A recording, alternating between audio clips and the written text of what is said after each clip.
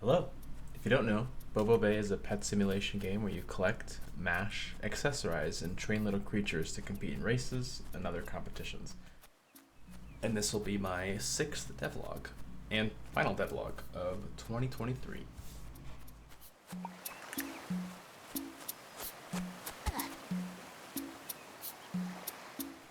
All right, yeah. Welcome back to devlog 6, end of 2023. It's been I think it's been 5 months of devlogs every month. I might be totally wrong about that, but I'm pretty sure it has been, which is pretty cool. Still on a roll, still doing a lot of work. And yeah, I kind of wanted to show off some of the stuff that I worked on this month. I'm gonna start, I think. I'm still just gonna try to show a lot in these devlogs, but I think I'm gonna be showing less and less as time goes on because I want some stuff to be a surprise when people play it. So like not every single accessory and stuff that I add, but the big things, especially like features, will show up in these devlogs. But yeah, on the list today we have a couple of fun things, but first we're going to start with sound.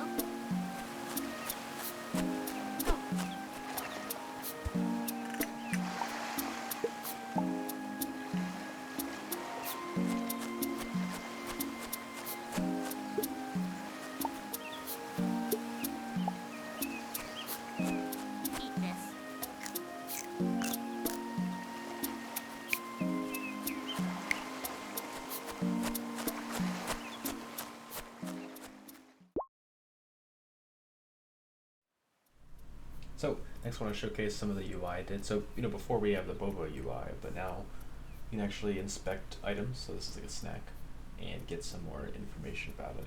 Exactly what it is. Then I use this same pop-up for if when you're shopping, and you can see and inspect basically what the item you're about to buy is. And that works for items or snacks and accessories. And then it's kind of cut off on the screen, but you get a little money in the bottom right corner to show how much you have.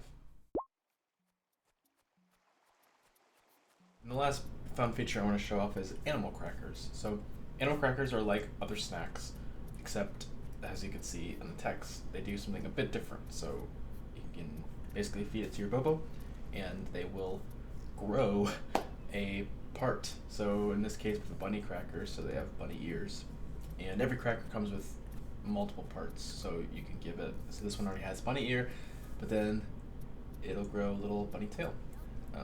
So I'm pretty excited about this. I wanted a way that you can do more than just accessories. So you have the head slot for like hats, face, back, and feet for like shoes, and then for animal parts. As of right now, I'm calling them organic parts. So I can do stuff that's maybe not real animals or fantasy stuff. But they have upper face, which is like what the bunny ears are, lower face, which if you've seen the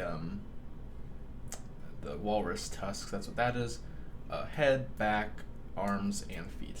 Those are for like full replacement.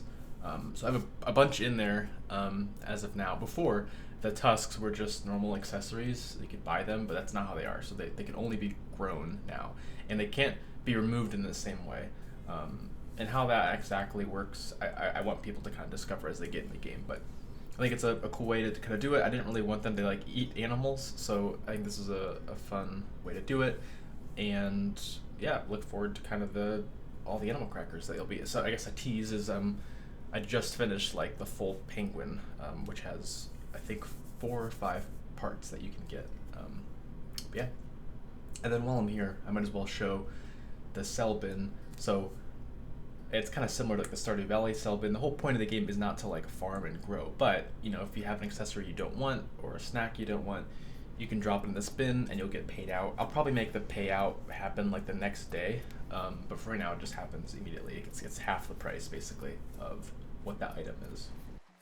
So I did a couple other things that I just didn't want to fully showcase, but you'll see them in the future, I'm sure. So evolution now works. That takes into account the snacks they recently ate, basically evolving them up from child to adult. Right now, I changed some of the inputs around, so instead of always a parfait, the main character, you kind of like aiming back anything she's holding, like the Bobos, it's actually a button to aim now.